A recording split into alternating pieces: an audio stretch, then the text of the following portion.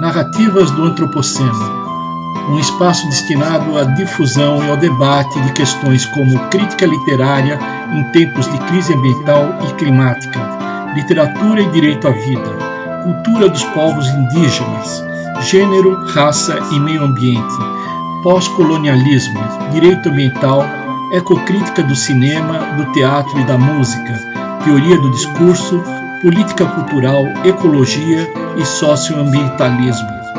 Narrativas do Antropoceno é produzido e apresentado por Guilherme Purvin, especialmente para o podcast da revista PUB Diálogos Interdisciplinares.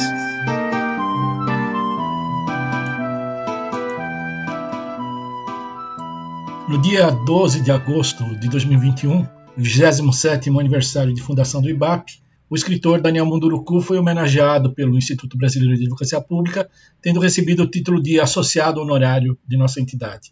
Na ocasião, eu convidei o professor Carlos Marés, ex-presidente da FUNAI e diretor do nosso instituto, bem como os professores Sandra Guardini Vasconcelos e Roberto Sular, os dois da USP, para conversarmos com Daniel Munduruku sobre as literaturas dos povos originários e o movimento indígena. O Daniel nasceu em Belém do Pará, no dia 28 de fevereiro de 1964. Ele é formado em Filosofia, com licenciatura em História e Psicologia pela Unisal, fez mestrado e doutorado em Educação pela USP e integrou o programa de pós-graduação em Antropologia Social também na USP. Seu pós-doutorado em Linguística foi feito na Universidade Federal de São Carlos. Até o momento ele já escreveu 54 obras, sendo a maioria classificada como literatura infanto-juvenil, além de diversos livros sobre educação, como é o caso de O Banquete dos Deuses, um livro que reúne uma série de artigos escritos por Daniel, em que ele, como educador, exprime sua principal preocupação, a necessidade de uma educação libertadora que eduque para a vida e valorize a cultura indígena. Daniel entende que o movimento indígena é fruto da ação concreta de resistência de pessoas que, sem se conhecerem, deixaram rastros de solidariedade. Foram pessoas que viveram em tempos diferentes, mas sua resistência permitiu que as novas gerações sobrevivessem para atuar incisivamente dentro da sociedade brasileira. Muito obrigado pelo convite, Guilherme, professor Roberto, professora Sandra. É uma alegria estar aqui com vocês, podendo falar desse movimento, né? Diria que é um movimento dentro do movimento, né? Eu costumo, inclusive, defender que aqui no Brasil nós temos o movimento indígena e temos os indígenas em movimento, né?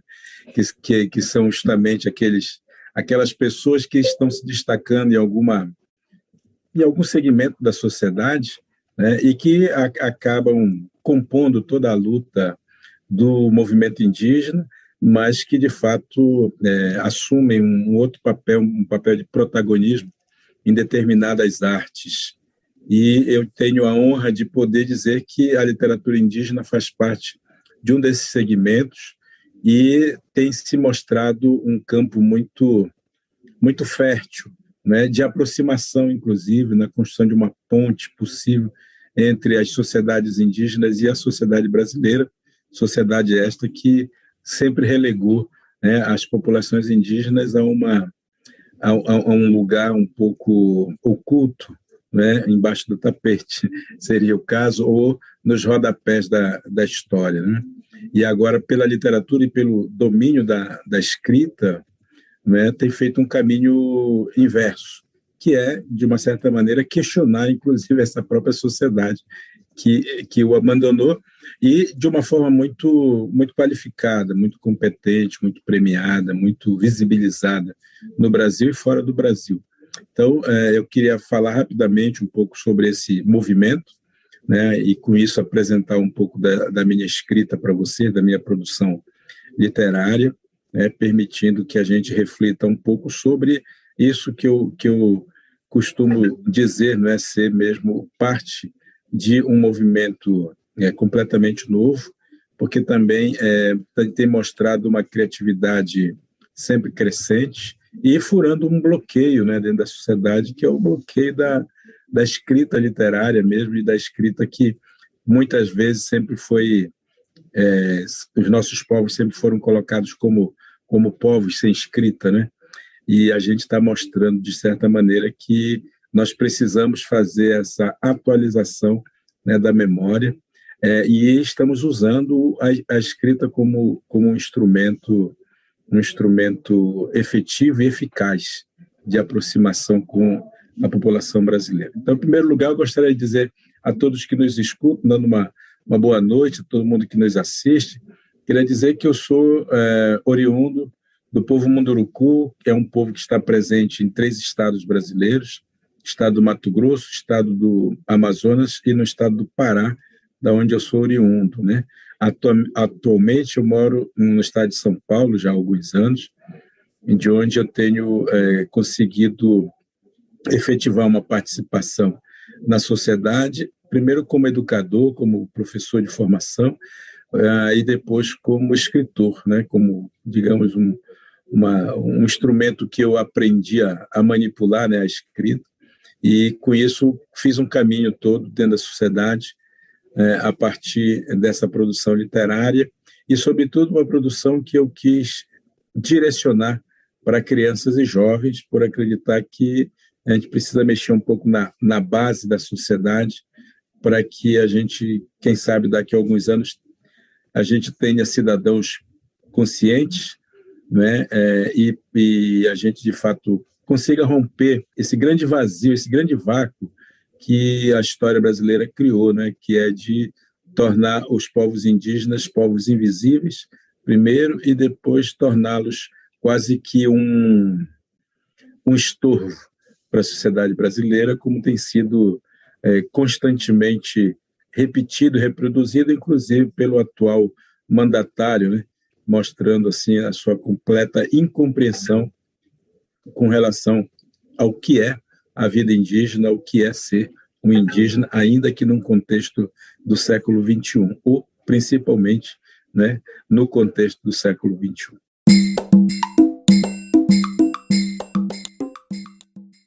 Daniel Munduruku é membro da Academia de Letras de Lorena, recebeu a Comenda de Mérito Cultural por 2 vezes. Já recebeu vários prêmios no Brasil e no exterior, dentre eles o Prêmio Jabuti, o Prêmio da Academia Brasileira de Letras, o Prêmio Érico Vanucci Mendes, do CNPq, Tolerância, da Unesco.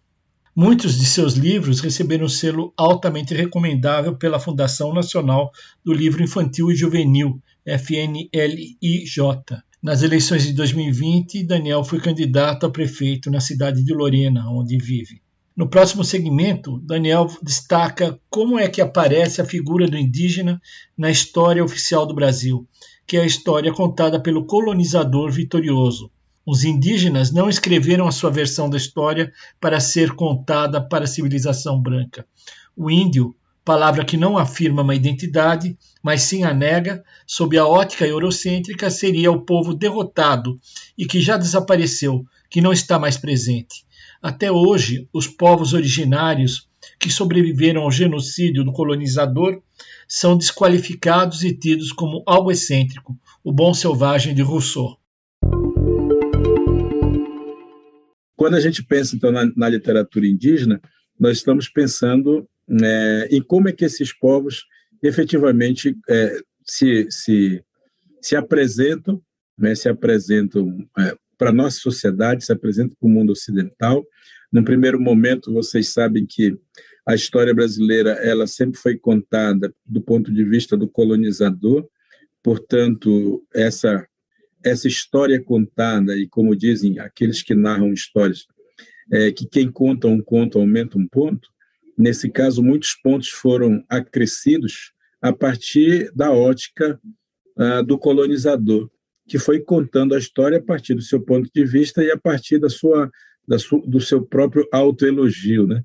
Então, assim foram criando os heróis, foram criando as estátuas, foram dando nome aos lugares e foram, de uma certa maneira, colocando as populações indígenas num contexto de inferioridade.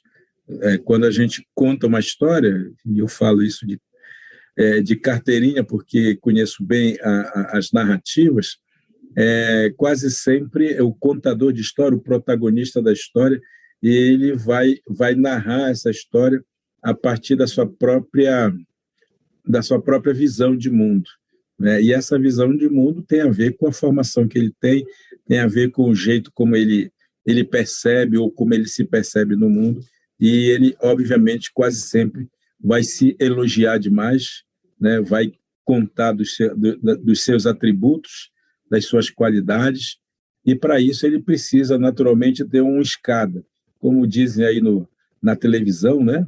Os programas humorísticos, sobretudo, sempre tem que ter a escada, né? Onde o protagonista, o principal, ele sobe para poder aparecer, né? Para ele poder brilhar. De uma certa maneira, usando essa imagem, eu diria que os povos indígenas praticamente foram a escada dos colonizadores para que eles pudessem contar a sua versão de história e, portanto, brilhar, né? E contar essa história para a sociedade que ia se organizando. E levaram isso, naturalmente, depois para as escolas, e as escolas passaram a ser aquilo que se chama de aparelho ideológico, né? Onde se aprendia a tratar desses povos de uma forma equivocada, ou se reproduziam os equívocos, até que se instituiu o famoso Dia do Índio, né, dia 19 de abril, e esse índio apresentado nesse dia é um índio, na verdade, que não existe, né? É uma ficção, né? E esse índio reproduzido à exaustão pelo sistema educacional acabou formando toda uma geração, ou mais de uma, ou mais de duas, que acreditou, né, que o índio que eles comemoravam naquele dia, ele era simplesmente uma figura do passado. Estava preso ao passado, estava preso a uma memória brasileira, e que esse índio ele só existia no folclore.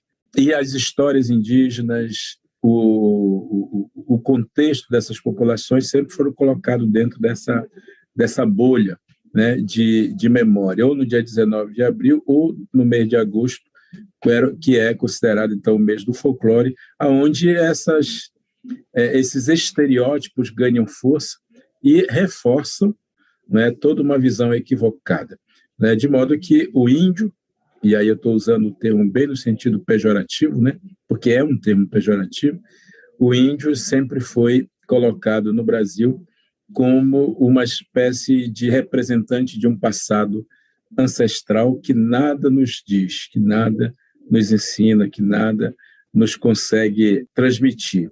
E, por outro lado, esse índio contemporâneo que está aqui, que está presente, ele sempre foi desqualificado. De modo que, desde sempre, e eu vivi muito essa situação, quando eu chego num lugar, as pessoas olham para mim e, por conta do meu fenótipo, elas imediatamente me identificam com o tal índio. E ficam sempre impressionadas por eu ser um índio. Passa na cabeça delas certamente que eu sou aquele índio romântico que elas sempre aprenderam a ver.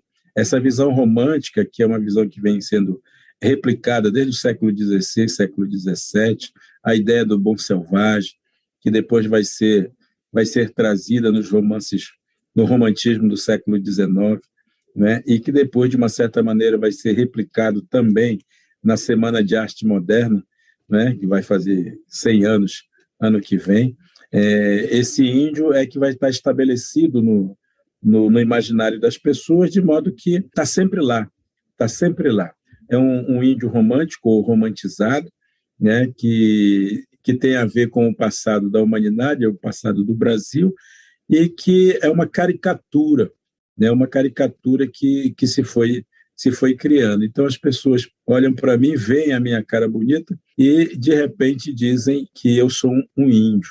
E eu costumo lembrar para as pessoas que não, eu não sou um índio, que essa palavra índio não diz quem eu sou. É uma palavra que diz o que as pessoas acham que eu sou, o que as pessoas aprenderam a dizer que eu sou. Ela não é uma palavra que afirma, ela é uma palavra que nega.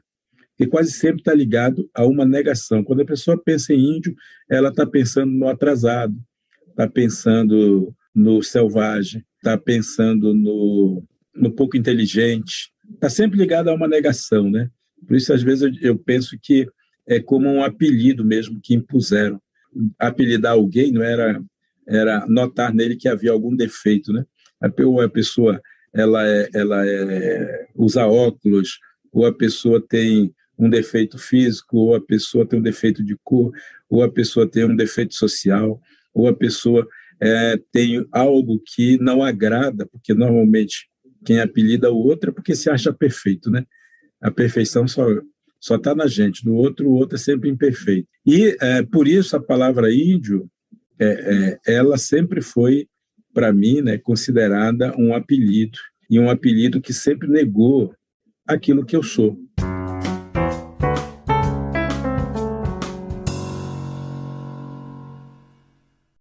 Um outro escritor indígena consagrado, Cristino Wapchana, também denunciou recentemente essa visão distorcida das comunidades tradicionais sob a perspectiva da literatura produzida pelos descendentes de europeus, caso de Mário de Andrade. Cristino ressalta que a rapsódia Macunaíma, o herói sem nenhum caráter, de Mário, foi escrita em 6 dias e noites de riso e choro, e que Mário apropriou-se das referências a uma entidade sagrada, Macunaíma, dos povos Wapixana, Ingaricó, Macuxi, Taurepan, dentre outros, que vivem na região da tríplice fronteira entre Brasil, Venezuela e Guiana, e que foi descrito no início do século XX pelo etnólogo Theodor Koch Greenberg, construindo uma personagem que viria a reforçar o sentimento anti-indígena dos brasileiros, ou seja, uma pessoa ignorante, desumana, preguiçosa, suja, inculta, gente do passado que atrapalha o progresso por cuidar do lugar onde mora, por lutar para que seu berço não dê lugar ao agronegócio, a madeireiros, garimpeiros e grileiros que matam tudo o que mora nas florestas e nos rios e enchem seus bolsos de dinheiro enquanto piora o problema climático no mundo. O livro de Mário reflete o desprezo da sociedade para com os indígenas e está carregado de estereótipos, racismo e preconceitos. O artigo de Cristino Wapchana, intitulado O Herói Sem Apreço, foi publicado na edição 49 de setembro de 2021 da revista 451. No próximo bloco, Daniel Munduruku fala sobre o sofrimento psicológico sofrido pelas crianças e jovens indígenas vítimas do preconceito e da violência da sociedade eurocêntrica e sobre a importância das mobilizações dos povos originários na década de 1980, que culminaram com a conquista de um capítulo da Constituição Federal inteiramente dedicado à garantia dos direitos culturais e territoriais dos indígenas brasileiros. Lamentavelmente, porém, desde a ascensão do atual mandatário da nação, todas essas conquistas estão sendo ameaçadas e negadas pelo próprio governo federal. Isso gerava em mim, criança, lá nos anos 70, um incômodo muito grande, porque os meus colegas de escola, eles sempre insistiam no fato de eu ser um índio. E, obviamente, quando eles me chamavam assim, não era para elogiar os meus lindos olhos azuis, né? Era para lembrar que eu fazia parte de algo que ninguém gostava, ninguém queria, né? E portanto, é uma palavra que sempre me trouxe muita inquietude, porque ela sempre me negou. E, por outro lado, o pertencimento meu, que é diretamente ligado ao povo Munduruku, né? E que é a minha afirmação, minha autoafirmação, ela acabava não vingando. De modo que, em algum momento da minha vida, ainda de criança, jovem, eu quis deixar de ser índio. Eu quis abrir mão desse meu pertencimento e desejei ser o outro, desejei ser o homem branco, né? Desejei ser o pariuate, como se diz em Munduruku. Desejei isso. Desejei porque era tão grande o bullying, né? Para usar um termo atual, era tão forte o bullying que isso humilhava a gente, constrangia, deixava a gente numa situação muito delicada, e a gente não queria ser tratado desse jeito, e tentavam nos convencer, então, que nós devíamos negar isso tudo e nos tornarmos, uma palavra linda, né? Nos tornarmos civilizados. Ou seja, entrarmos no sistema, entrarmos no código, abrirmos mão do que nós somos para ser o que queriam que nós fôssemos. né? Pois bem, dentro desse contexto, dentro desses estereótipos todos que nos foram impostos, as pessoas acabavam esquecendo que nós somos uma diversidade. A palavra índio também é uma palavra genérica. Ela é uma palavra que não coloca as nossas peculiaridades, as nossas particularidades.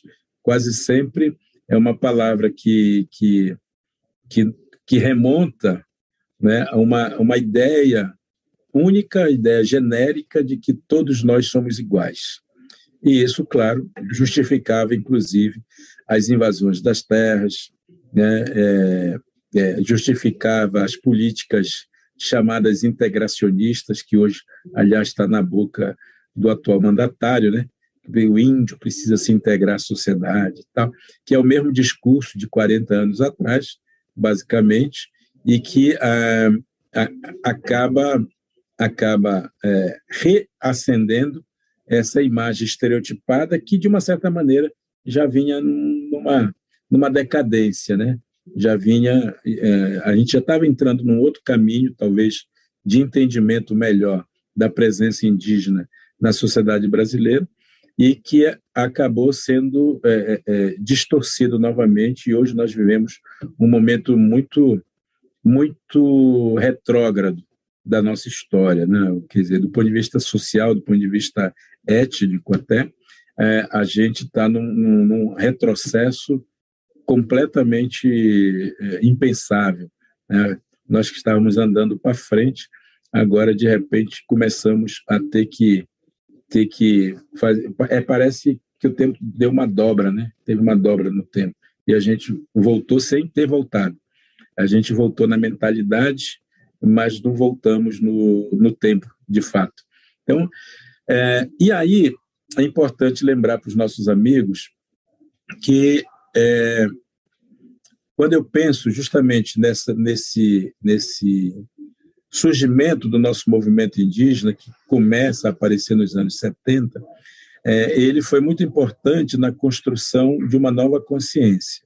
Uma consciência que, no primeiro momento, foi bem fraquinha, ela foi não crescendo até cumprir seu papel, digamos, no final dos anos 80, com a aprovação da Constituição Federal, dos capítulos que falam sobre os direitos dos povos indígenas, e, portanto, foi a primeira vez na história do Brasil que o Estado brasileiro ele reconheceu que os indígenas são povos, são culturas que não precisam abrir mão de suas culturas para se tornar brasileiro. O sujeito indígena ele não precisava mais deixar de ser indígena para ser brasileiro, né? Então,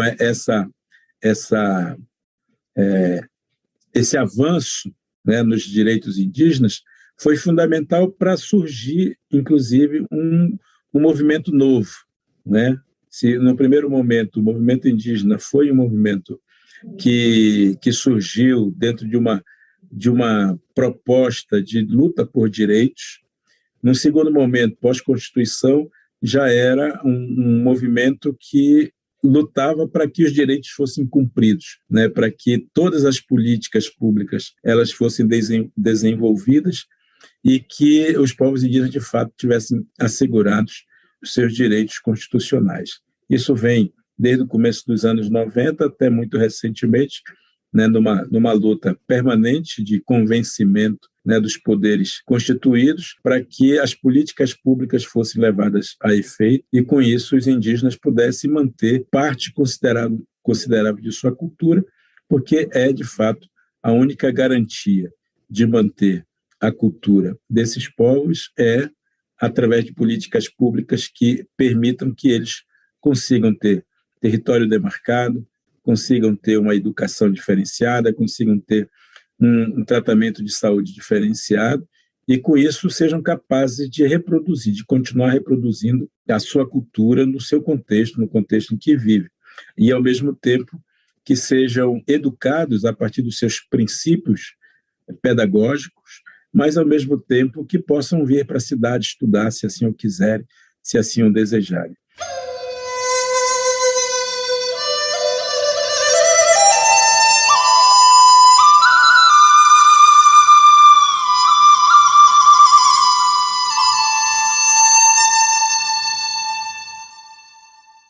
O escritor Márcio Souza, que gentilmente participou do nosso último episódio do podcast Narrativas do Antropoceno, lançou em 2015 o livro Amazônia Indígena, pela editora Record. Esse livro começa com uma citação de Marcos Terena, que eu vou ler. Quando olho o nosso mundo, o nosso país, e vejo a ansiedade nos olhos das pessoas que me cercam, quando olho e vejo os ricos ficando cada vez mais ricos e os pobres ficando cada vez mais pobres, quando olho ao redor e vejo essas crianças caminhando para a marginalização, sendo levadas ao vício, ao roubo e até mesmo ao assassínio, me pergunto o que significa civilização. Na quarta parte do livro citado, intitulada A Modernização Autoritária, o Márcio Souza começa com um capítulo chamado Integração Forçada e Extermínio. Eu vou ler a passagem inicial desse capítulo, que está relacionada com a fala do nosso convidado de hoje, o também escritor Daniel Munduruku. Diz o Márcio. A maioria dos povos indígenas no Brasil vive na Amazônia. Falando cerca de 188 línguas diferentes, a população indígena do Brasil pode ser agrupada em 4 categorias distintas, considerando o nível e o grau de contato com a sociedade nacional abrangente. Primeiro, grupos isolados. São aqueles povos que conseguiram escapar do contato com a sociedade envolvente, habitantes de regiões de acesso difícil. São pouco numerosos, vivem plenamente seu modo de produção, mas representam o elo mais frágil, já que um contato mínimo pode levá-los ao extermínio. Segundo, grupos em contato intermitente. São aqueles que estabeleceram uma certa distância das frentes de penetração, mantêm contatos esparsos, não comerciam ou dependem da sociedade envolvente e continuam a proceder o modo de produção tribal. Terceiro, grupos em contato permanente. Neste grupo está representada a grande maioria dos povos indígenas do Brasil. São os grupos que ao longo da história estabeleceram diversas relações com a sociedade envolvente. Essas relações colidiram com o curso autônomo desses povos, romperam o equilíbrio do modo de produção tribal e criaram vigorosos laços de subordinação e dependência em relação à sociedade abrangente. Os povos em contato permanente vivem em constante conflito de sua cultura original com a cultura da sociedade de classes, conflito de seu modo de produção sem propriedade privada com o modo de produção capitalista, conflito por verem o desabamento de seu mundo em troca de sua entrada na escala mais baixa da sociedade envolvente. E quarto, os integrados.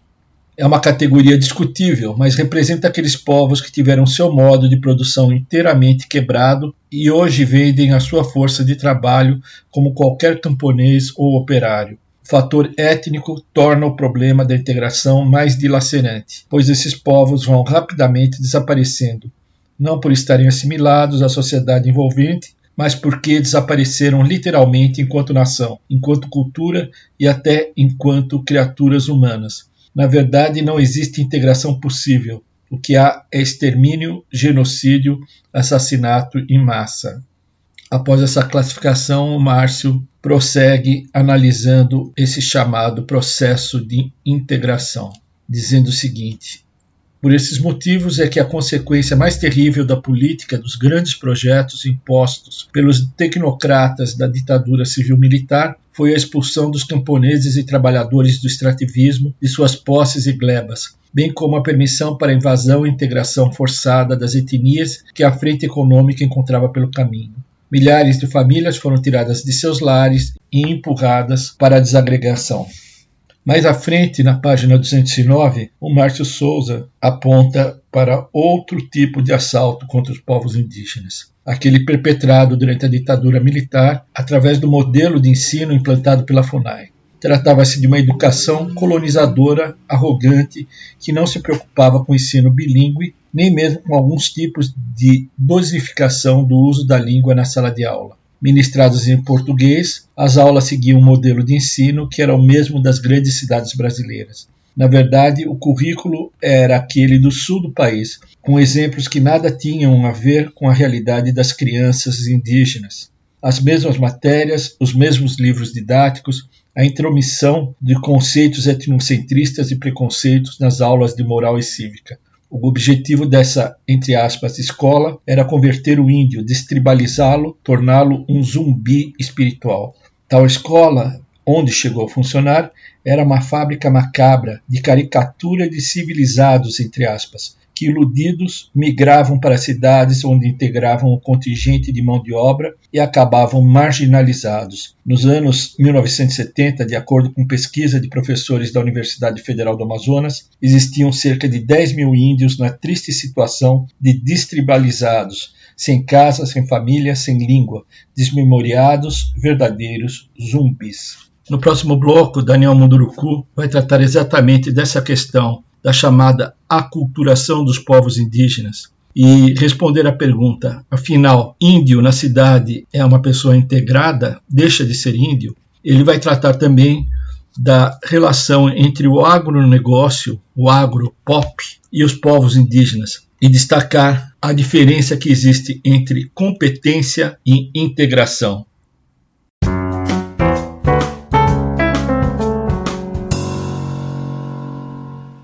Ao adentrarmos dentro dessa sociedade, que não é a nossa, mas nós fomos obrigados, jogados dentro dela, e tivemos que mostrar uma certa criatividade para poder fazer esse enfrentamento, ainda se quer e ainda se deseja, ainda se busca, e se repete, se reproduz muito essa convicção, né, de que quando nós viemos para a cidade, quando nós nos colocamos no contexto urbano, nós deixamos de ser indígenas.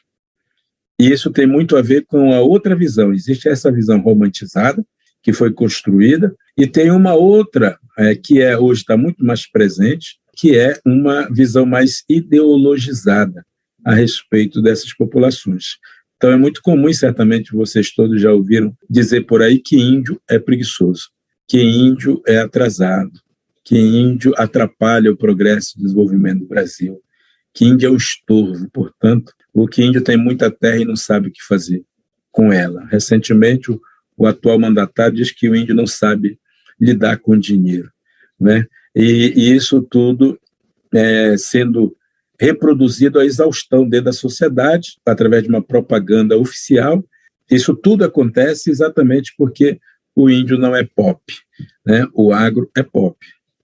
E o pop, vocês sabem, o agro não poupa ninguém, né? E, nesse caso, toda a propaganda do agro é uma propaganda, né, que, novamente, a narrativa hegemônica, né, é de que tudo cresce, o bolo aumenta, mas esquece de dizer que, por trás disso, existe exploração ambiental, existe poluição, existe agrotóxicos, existe mineração ilegal em terra indígena, né? Esquece de dizer tudo isso. E aí eu vou dar só um exemplo para vocês de uma coisa assim que me passa sempre na cabeça, sempre que eu falo desse assunto, que é quando passa justamente essa propaganda do agro é pop, normalmente aparece aquela colheitadeira, né, que vem passando assim, feliz da vida, né?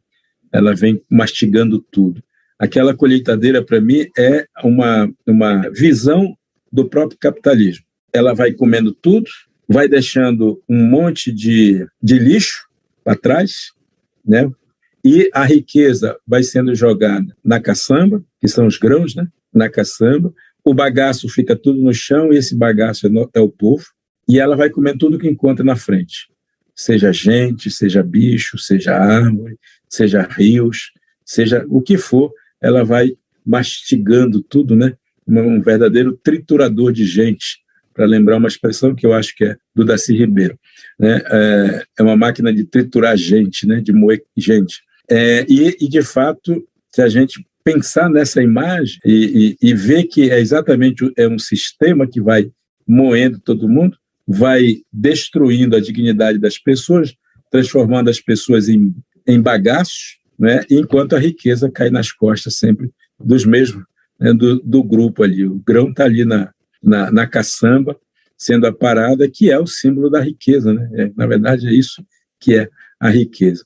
Então, tudo isso vem acontecendo num discurso permanente de desconstruir, de destruir, na verdade, a presença indígena no Brasil, como se, de fato, essas sociedades fossem um estorvo para aquilo que se chama de progresso e desenvolvimento.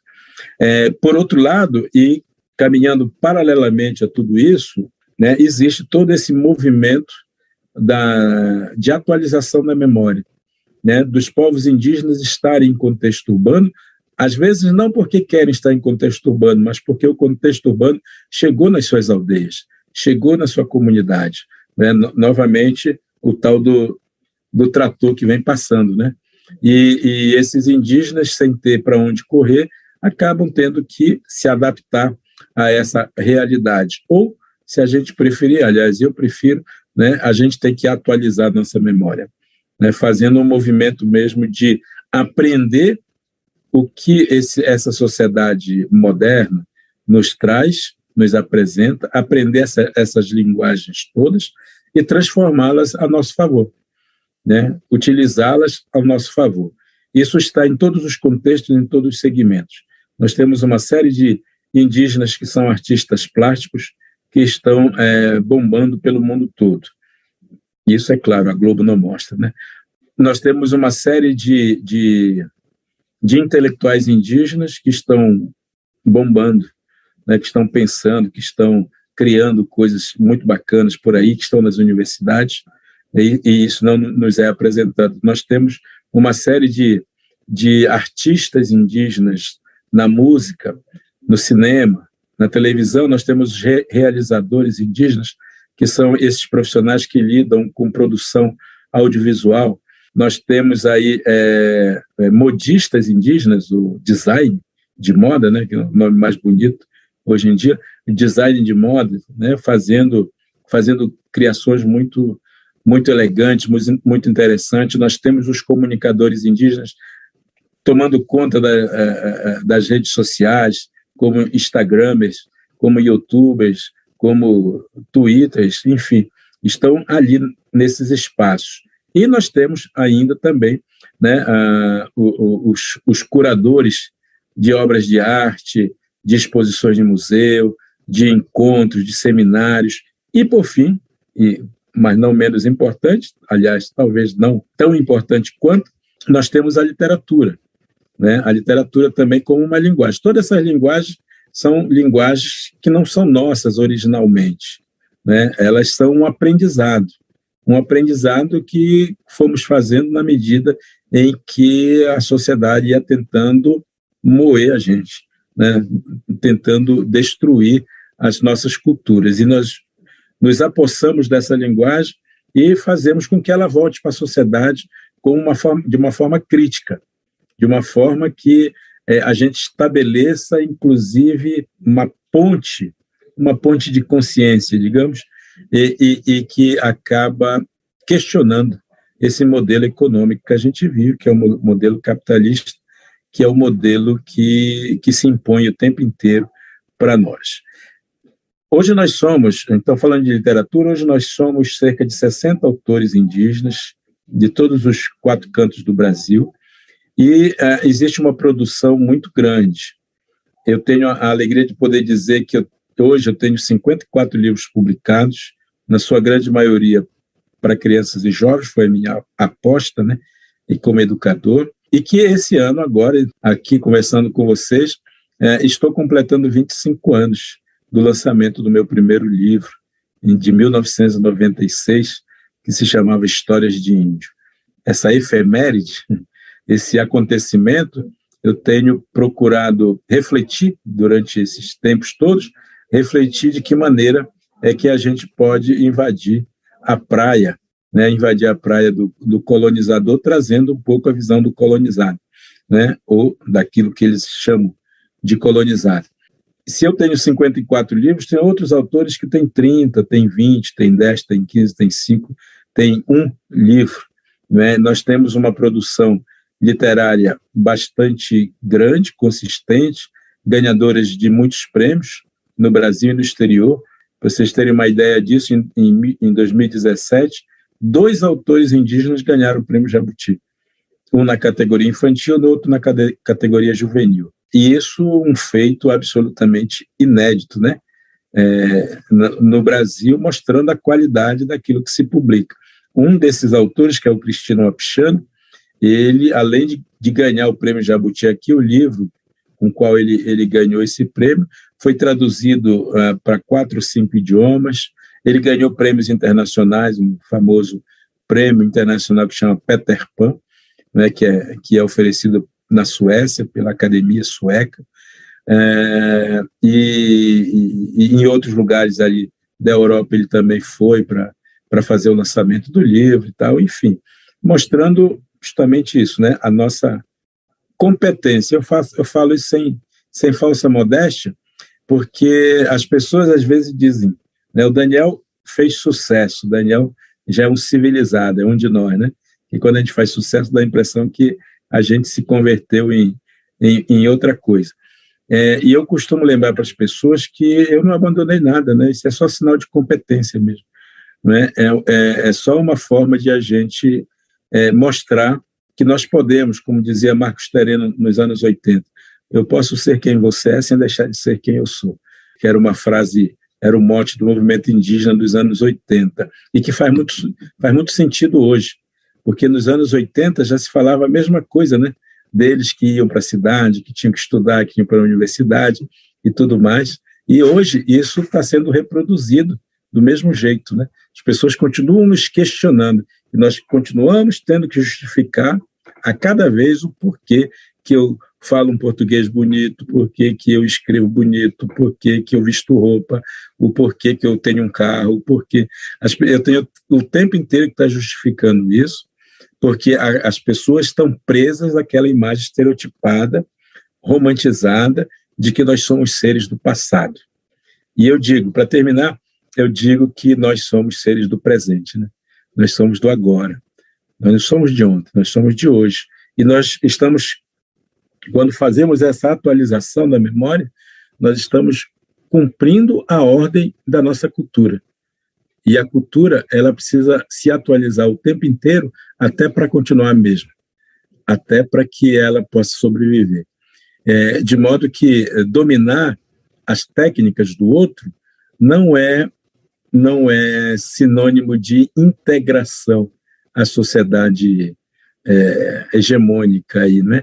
É o contrário, é sinônimo de competência, né? E eu penso a literatura indígena e o jeito como ela está sendo produzida exatamente como sinônimo de competência, sabe?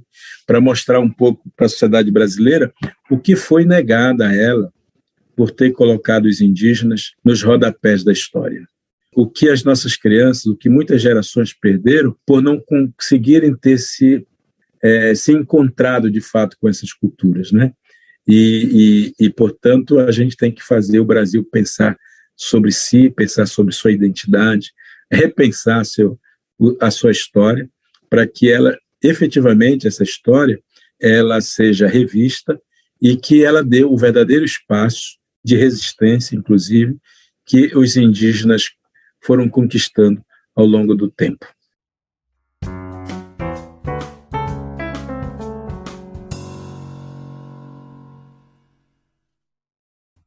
A gente conclui por aqui o 21º episódio de Narrativas do Antropoceno, e na próxima edição nós vamos continuar conversando com Daniel Munduruku, com a participação também dos professores Carlos Marés, Sandra Guardini Vasconcelos e Roberto Zular. Eu agradeço também a todo mundo que tem acompanhado o nosso podcast. Nós estamos terminando já o ano e tivemos uma audiência expressiva, sobretudo aqui no Brasil, mas também em Portugal, na Grã-Bretanha, nos Estados Unidos e na Holanda. Lembro também que quem quiser mandar mensagens, fazer propostas de aperfeiçoamento do nosso podcast e dar sugestões, pode mandar uma mensagem gravada via Telegram para @narrativas do Antropoceno. A gravação será certamente incorporada ao podcast. Muito obrigado e até a próxima.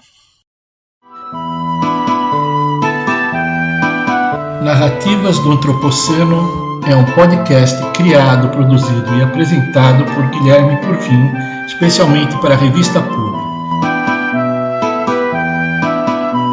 Conheça o blog da revista PUB acessando www.revista-pub.org.